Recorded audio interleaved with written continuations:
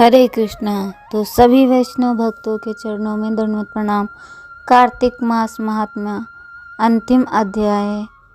तो कार्तिक मास महात्म्य की अंतिम अध्याय को हम सुनते हैं। यह अध्याय यह दर्शाने के लिए एक महत्वपूर्ण साक्ष्य है कि यह महात्म्य एक स्वतंत्र ग्रंथ है जिसे बाद में स्कंद पुराण में शामिल किया गया। ब्रह्मा ने कहा, हे श्रेष्ठ ब्राह्मणों, कार्तिक मास के शुक्ल पक्ष के अंत में पूर्णिमा तक आने वाली 3 तिथियां बहुत ही शुभ हैं। इन्हें सामूहिक रूप से अंति पुष्करणी कहा जाता है। ये सभी पापों को नाश करने वाली हैं। जो व्यक्ति कार्तिक मास में पवित्र स्नान करता है उसे इन तीनों तिथियों में स्नान करने से पूर्ण फल मिलता है। 13वें दिन सभी वेद उसमें प्रवेश करते हैं और प्राणियों को पवित्र करते हैं। 14वें दिन देवता यज्ञों के साथ प्राणियों को पवित्र करते हैं। पूर्णिमा के दिन अच्छे तीर्थ भगवान विष्णु के साथ उपस्थित होते हैं। वे सभी प्राणियों को पवित्र करते हैं, यहाँ तक कि ब्राह्मणों का वध करने वाले या शराब पीने वाले आदि को भी। यदि कोई कार्तिक मास के प्रथम 3 दिन में गर्म जल से स्नान करता है तो वे रौरव नरक में जाता है और 14 इंद्रों के शासन काल तक वहीं रहता है। जो मनुष्य पूरे मास में कार्तिक करने में असमर्थ हो उसे इन 3 दिनों में व्रत करना चाहिए। इससे उसे पूर्ण लाभ प्राप्त होता है और वह भगवान विष्णु के लोक में आनंदित होता है। जो मनुष्य देवताओं, पितरों, विष्णु या गुरु को ध्यान में रखकर तीर्थ स्नान आदि नहीं करता वह अवश्य ही नरक में जाता है। जो गृहस्थ इन 3 दिनों में अपने परिवार को भोजन कराता है वह सभी पितरों का उद्धार कर परम धाम मोक्ष को प्राप्त करता है। जो मनुष्य अंतिम 3 दिनों में भगवद गीता का पाठ करता है उसे प्रतिदिन एक अश्वमेध यज्ञ का फल प्राप्त होता है। जो मनुष्य अंतिम 3 दिन में भगवान के 1000 नामों का पाठ करता है वह जल से अछूत कमल के पत्ते के समान सभी पापों से कभी दूषित नहीं होता। कुछ मनुष्यों को देवत्व प्राप्त हुआ है और कुछ को सिद्धत्व। स्वर्ग या पृथ्वी पर कौन उस मनुष्य के पुण्य का वर्णन करने में समर्थ है जो इन 3 दिनों तक पवित्र भागवत कथा का श्रवण करता है। इन 3 दिनों का आश्रय लेकर कुछ लोगों ने ब्रह्म पद प्राप्त किया। ब्रह्म ज्ञान से प्रयाग में मरने से या कार्तिक मास में इन 3 दिनों का आश्रय लेकर मोक्ष प्राप्त किया जा सकता है। जो मनुष्य कार्तिक मास के इन 3 दिनों में भगवान श्री हरि की पूजा करता है वह सैकड़ों और करोड़ों कल्पों में भी लौटकर नहीं आता। हे श्रेष्ठ ब्राह्मण, कार्तिक मास के इन 3 दिनों से संबंधित हर कार्य पुण्यदायी हैं। हे निष्पाप निष्पाप 16 अंकों वाली पूर्णिमा में और श्रेष्ठता है। भक्त को सुबह जल्दी उठकर पवित्र स्नान आदि कर्म करने चाहिए। इन सभी दैनिक कार्यों को समाप्त करने के बाद उसे कार्तिक मास में बगीचे में या घर के अंदर भगवान विष्णु की पूजा करनी चाहिए।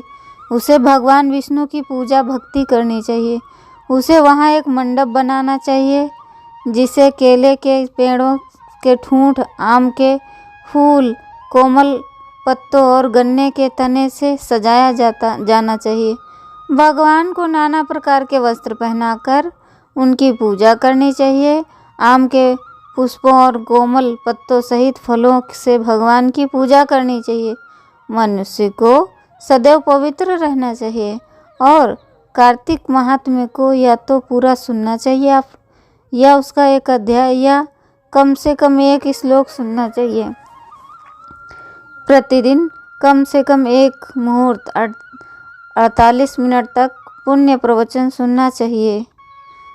यदि वह प्रतिदिन सुनने में समर्थ ना हो तो कम से कम कार्तिक मास में चतुर्दशी तिथि को अवश्य सुनना चाहिए। इसके पुण्य के बल पर मनुष्य पापों से मुक्त हो जाता है। पुराणों का ज्ञाता पुरुष विद्वान, शुद्ध, शांत और द्वेष से रहित होना चाहिए।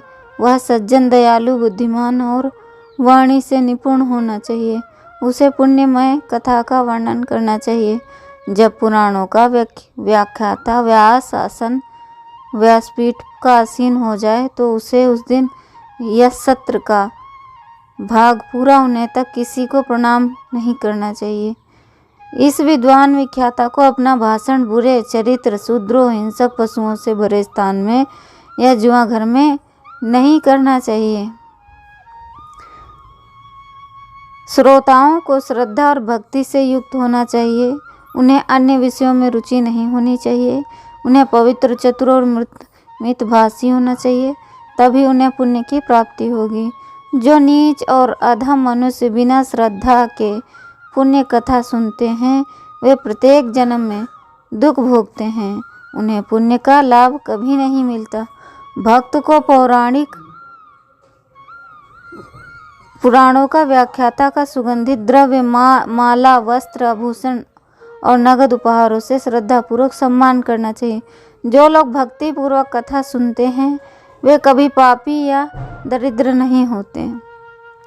यदि मनुष्य प्रवचन के समय अन्यत्र चले जाएं तो उनकी स्त्रियां और धन भोग विलास के बीच नहीं नष्ट हो जाएंगे, विलास के बीच भी नष्ट हो जाएंगे।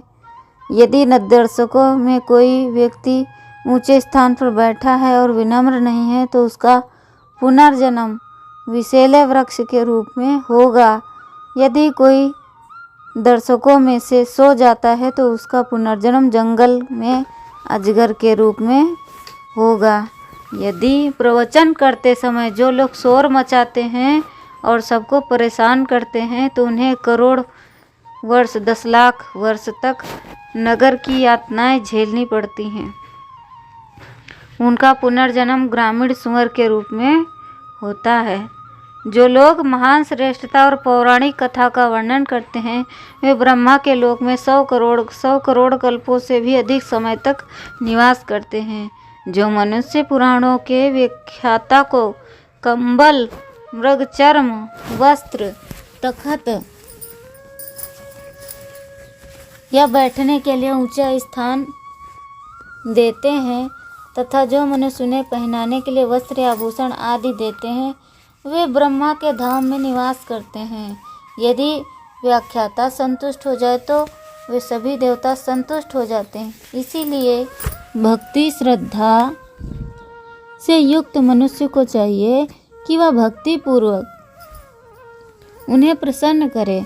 उसे अपने पुण्य का फल अवश्य मिलेगा। एक बार पुराण सुनने से मनुष्य को वह फल प्राप्त होता है जो समस्त यज्ञों तथा दान से प्राप्त होता है। कलयुग में पुराण सुनने से बढ़कर कोई विशेष पवित्र अनुष्ठान नहीं है। पुराण सुनने से बढ़कर मोक्ष का कोई मार्ग नहीं है। भगवान विष्णु के नाम की महिमा से बढ़कर कोई अन्य पुण्य नहीं है। जो मनुष्य कार्तिक व्रत के इस महात्म्य को सुनता है या बताता है उसे तीर्थ में प्रमुख बद्री के दर्शन का फल प्राप्त होता है। यह सभी रोगों को दूर करता है। यह सभी पापों का नाश करने वाला है। यह शुभ है। यदि कोई व्यक्ति निषिद्ध स्त्रियों के पास जाने या अपनी बेटी या बहन को बेचने पर में लगा है तो उसे पुराण के अंश को सुनने से ही दोनों की पापों से मुक्ति मिल जाती है। इस महात्म्य को सुनने के बाद भक्त को चाहिए कि वह व्याख्याता की पूजा गौ, भूमि, स्वर्ण और वस्त्र आदि भेंट देकर करें, क्योंकि वह भगवान विष्णु के समान है। पुण्य की इच्छा रखने वाले व्यक्ति को नीति शास्त्र अथवा धर्मशास्त्र, पुराण, वेद विद्या आदि की पुस्तक विख्याता को भेंट करनी चाहिए। पुराण विद्या के दानकर्ता को अनंत लाभ होता है। जो मनुष्य भक्ति पूर्वक इसे पढ़ता है, सुनता है और मन में धारण करता है वह सभी पापों से मुक्त हो जाता है और विष्णु लोक को जाता है। यह बात किसी ऐसे व्यक्ति को नहीं बतानी चाहिए जो ईमान नहीं रखता, जिसका मन दुष्ट है। यदि कोई व्यक्ति अपने धर्म प्रचारक गुरु का आदर और पूजन नहीं करता तो उसे नरक में यातनाएं सहनी पड़ती हैं और अगले जन्म में भी उसे दुख भोगना पड़ता है। गुरु की पूजा उसे अत्यंत श्रद्धा से करनी चाहिए, अन्य किसी बात पर ध्यान ना देना चाहिए। इसीलिए जो गुरु उसे सत्य का ज्ञान देता है उसे श्रद्धापूर्वक आदर करना चाहिए। हे निष्पाप, मैंने तुमसे महात्मा का केवल एक छोटा सा अंश ही कहा है, सैकड़ों वर्षों में भी इसका पूर्णतः वर्णन नहीं किया जा सकता। पूर्व काल में शिव जी ने कैलाश पर्वत पर माता पार्वती से क्या कहा था कि 100 वर्षों तक कार्तिक का महात्म्य बताया था, फिर भी यह समाप्त नहीं हुआ। ऐसा करने में असमर्थ होने के कारण उन्हें इसे छोड़ दिया। जो व्यक्ति पुत्र चाहता है, जो व्यक्ति धन चाहता है, जो व्यक्ति राज्य चाहता है, ये सभी अपने अपने उद्देश्य को प्राप्त करेंगे। इस विषय में अधिक कहने की क्या ही आवश्यकता है। जो व्यक्ति मोक्ष चाहता है उसे मोक्ष प्राप्त होगा। सूत जी ने कहा, ब्रह्मा जी द्वारा ऋष्य कहे गए नारद जी प्रेम और भक्ति से परिपूर्ण हो गए। स्वेच्छा से विचरण करने वाले ऋषि ने उन्हें बारंबार प्रणाम किया और चले गए। यह श्लोक शंकर जी ने अपने पुत्र से कल्याण की इच्छा से कहा। अपने पिता के इन शब्दों को सुनकर छह मुख वाले भगवान अत्यंत प्रसन्न हुए। कृष्ण ने सत्यभामा को कार्तिक महात्म्य सुनाया। इससे प्रसन्न होकर सत्या ने व्रत किया। वालिख्यों से कार्तिक व्रत का महात्म्य सुनकर ऋषियों ने कार्तिक व्रत का पालन किया, इसलिए यह कार्तिक व्रत बहुत प्रिय है। सभी शास्त्रों को सीखने के बाद यह दूध से सार अर्थात मक्खन की तरह निकाला गया है। ऐसा कोई अन्य शास्त्र नहीं जो शुभ हो और भगवान विष्णु को प्रसन्न करने वाला हो। व्यास जी ने कहा, उन समस्त मुनियों से ऐसा कहकर धर्मज्ञों में श्रेष्ठ सूत जी ने कथा बंद कर दी। फिर सबने उनका आदर किया। वे महर्षि बड़े प्रसन्न होकर अपने आश्रमों में को लौट गए तथा सूत जी द्वारा बताए गए शुभ व्रत का पालन किया। जो मनुष्य इस विधि से कार्तिक व्रत का अनुष्ठान करेंगे सभी पापों से मुक्त हो जाएंगे तथा विष्णु लोक को जाएंगे। कार्तिक मास महात्म्य का अंत अर्थात अब यह पूर्ण हुआ। तो हरे कृष्णा कृष्णा कृष्णा हरे हरे,